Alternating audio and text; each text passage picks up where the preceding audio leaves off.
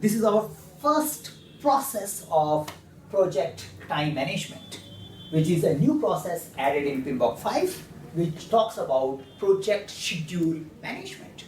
This process gives us a schedule management plan which helps us in managing our schedule. It guides the complete time management process. Now, earlier, these all things were merged into project management plan, but now we have a separate process for project schedule management. So the main output of a project schedule management is a schedule management plan. So we get a schedule management plan from this process.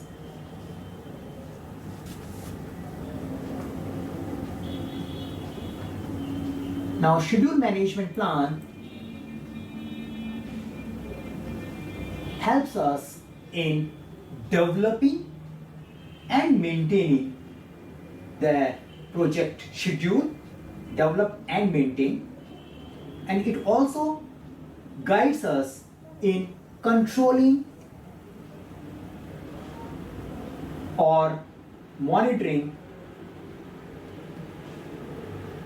the project schedule.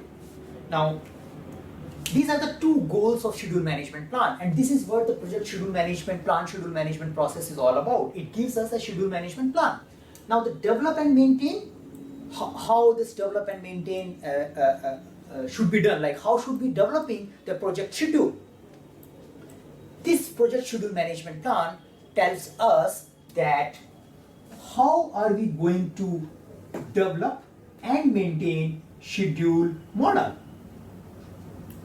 Now, the schedule model consists of which particular tool or method you are going to use for your schedule. So here we mention that, for example, that critical path method would be used, X software would be used for maintaining the project schedule. So it helps us, it documents the project schedule management plan. The schedule management plan documents how are we going to develop and maintain schedule model, which particular method, which particular tool we are going to use for our schedule.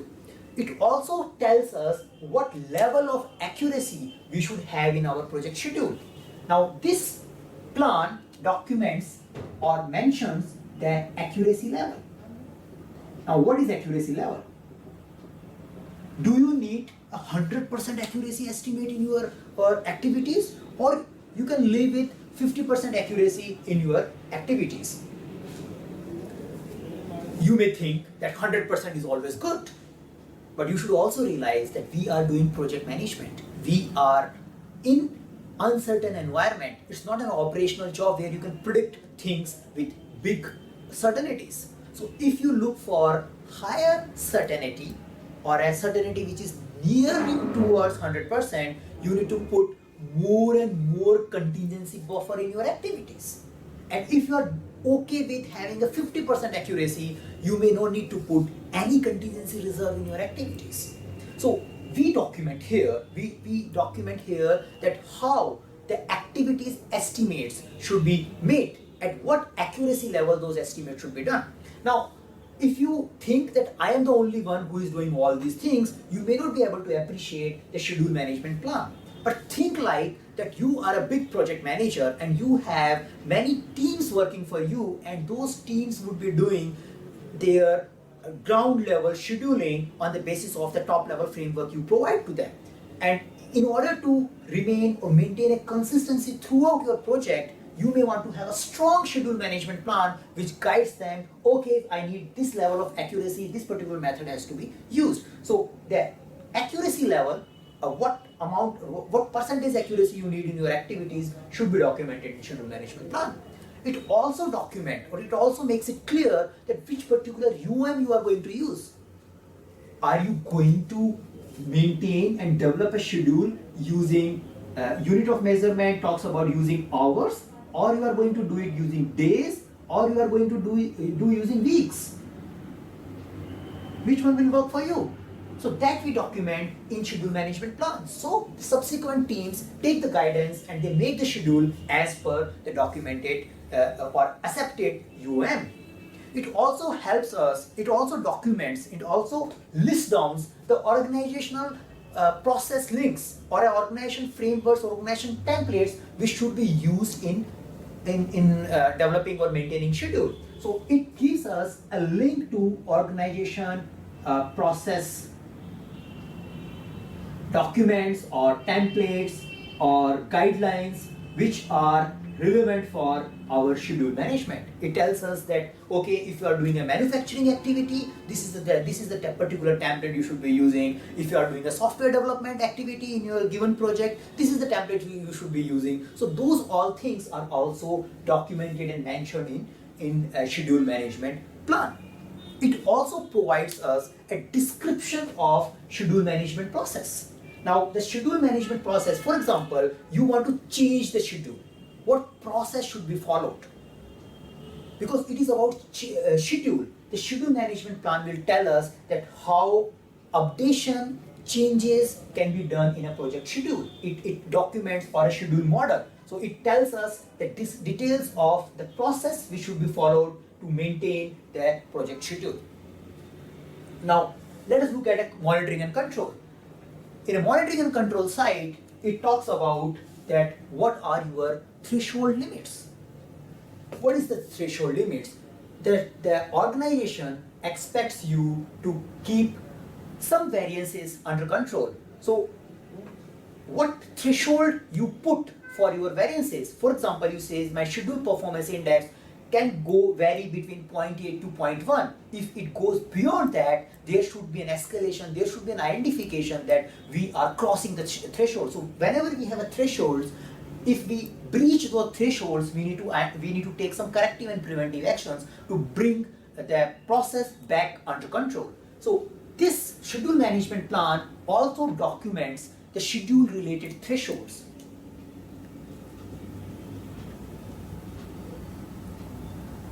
Now the thresholds could be about CPI, here it's a SPI. So the threshold should be about schedule performance index, could be in a form of percentage of variance we can have in our schedule. So the thresholds are mentioned here.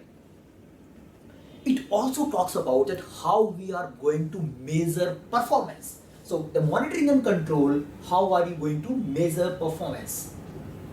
Now this is a very tricky or a very essential input for controlling your earned value or calculating your earned value. So how are you going to measure progress? So a lot of time you see that activities, we mark them percentage complete. We say this activity is 10% complete, 20% complete, 30% complete. And if you don't have a defined criteria that how the person and what guides a person or a team to mark a percentage completion, then you can have inconsistency in your project. Few people might be marking a particular activity 50% complete, and the other one may be marking it 80% complete, even the amount of work done is same. So it helps, the schedule management plan documents that how are we going to measure progress. You can have a rule like 0 and 1, we says the activity is not complete or 0% complete till the time it is 100% complete, or you can have a rule that whenever we start the activity, we give a 50% weightage to it and the remaining 50% only goes done when it is completed. So we give the guideline. We tell the complete project management team that this is how you are going to measure the performance. And this measurement of a performance or a progress helps us in calculating the earned value as well, because earned value relies on the percentage completion or the number which we are putting against those activities.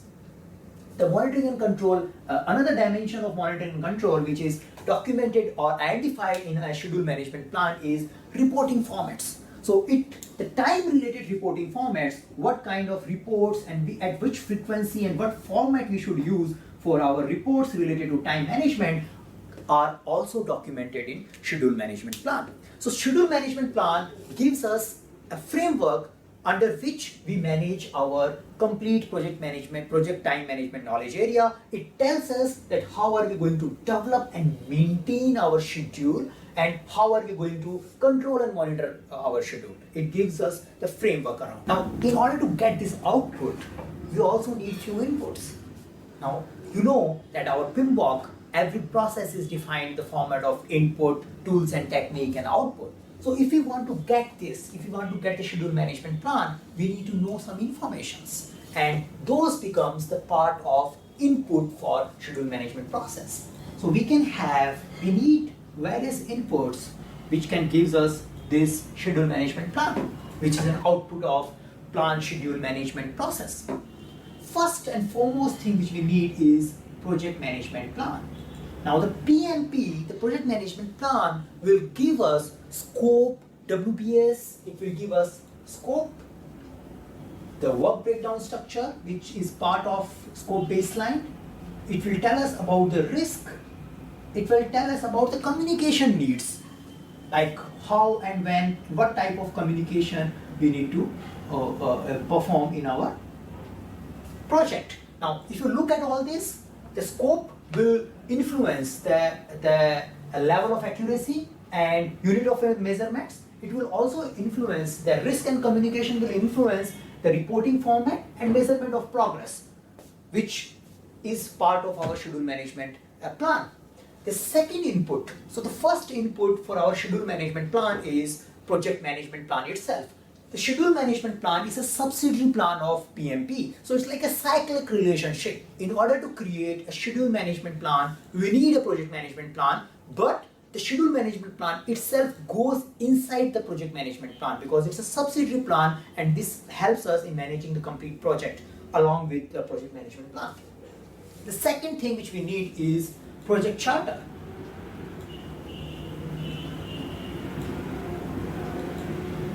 Now project charter tells us about very critical milestones. It also tells us about some approval needs. So in our project charter, we may have few milestones documented, and usually the milestones which are documented in a project charters are the one which are of a higher priority or higher importance. The project charter also talks about the approval need.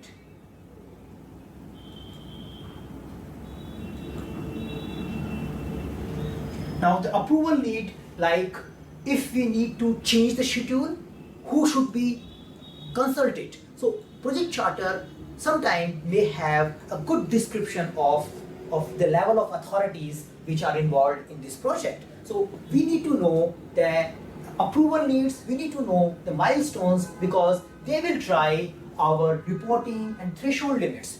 The project charter, we also talk about some cost and time budgets, and those cost and time budgets drives our threshold limits. If project charter is very particular about a particular date, then that will become a constraint, and that will also force some threshold limits in our project. Now, beside these two, the enterprise environmental factor and organization process assets plays a very critical role in identifying a schedule management plan.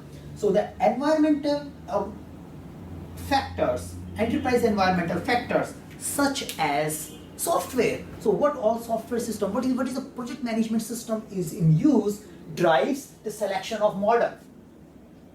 Drives the model is a combination of method and tool. So the enterprise environmental factor will tells us that which particular software we are going to use for managing and maintaining our schedule. It also tells us the skill of our resources.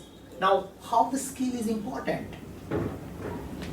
Now the skill drives the need of control. The skill also drives the threshold. The skill also drives the reporting formats. The skill also drives the unit of measurement. For example, if you want to control, if you have a manpower which needs to be monitored and controlled very frequently, your unit of measurement would be in hours rather than in days. If you have a manpower which is very skilled, you may not be following a unit of measurement of hours, you may be following it of a week's one. So the enterprise environmental factor also drives and tells us the need of a control. Now, this particular organization, how much control they want to have in the project. So the environmental factor tells us about the control needs, and indirectly those needs get catered via way of reports and via the guidelines of measuring progress. So that is how they get converted and that get used as an output. The enterprise environmental factor may also tells us work authorization system which needs to be used while performing project. Now, this work authorization system will have impact on accuracy level, unit of measurement, and the template which we are going to use in subsequently in our schedule management plan. After this, we have our favorite organization process asset. Now the organization process asset, if you think just as a simple terms, it will give you a template to start with. It will give you what all monitoring tools you would be using. So it gives us the monitoring tools, the name and uses of monitoring tools. It gives us templates which should be used in our schedule. It tells us about historical information. Now, what does this historical information? We can take a reference from a previously executed schedule or a previously executed project, and we can use a schedule management plan, or we can use a learning out of that project to prepare our schedule management plan. It also talks about the organization process asset, also talks about formal and informal policies for schedule management. So what kind of policies your organizations are following for schedule management? For example, do you have a policy that if things goes beyond this limit, you need to escalate it to a senior management? So if you have a policy of zero tolerance for few activities, now those all need to be taken care while you make a schedule management plan. The implementation of those policies should be documented. Like how are you going to implement those policies in your project should be documented in a schedule management plan, so your subsequent planning activities can remain aligned with those schedule policies. The organization process asset may also talk about a project closure procedure.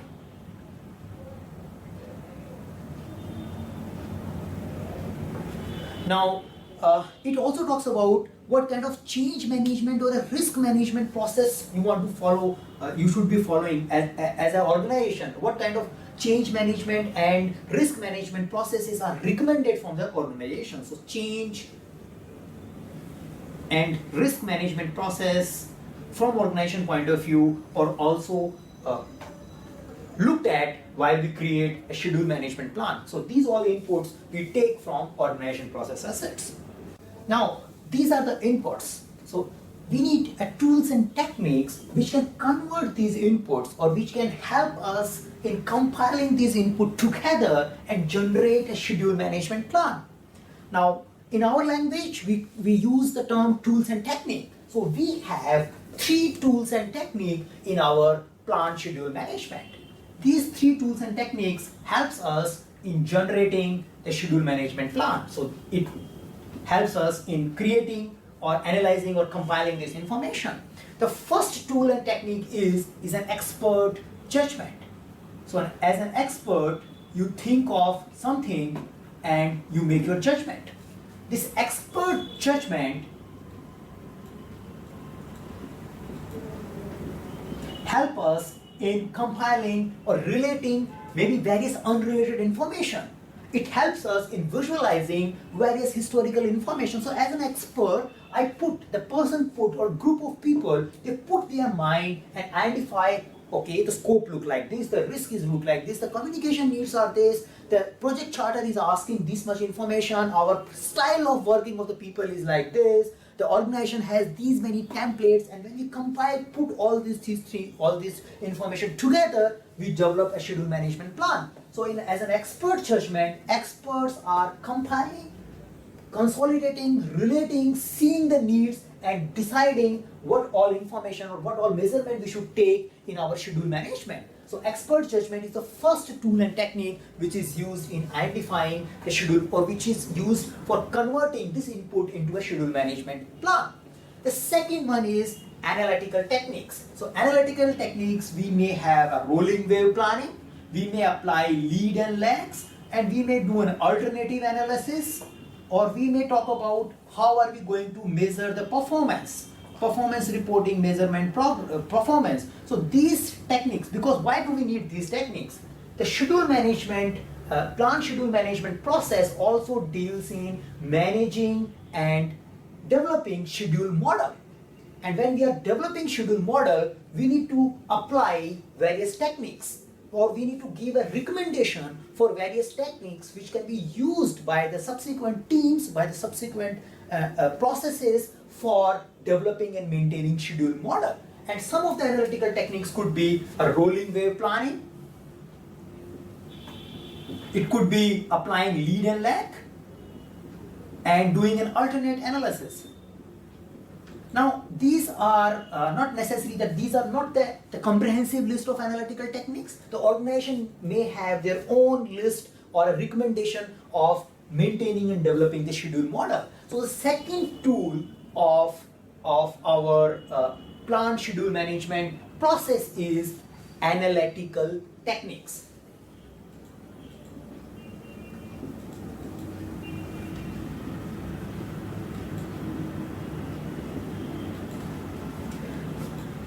Now, after this, what else? Meeting. The third tool which is recommended in our PMBOK is meeting.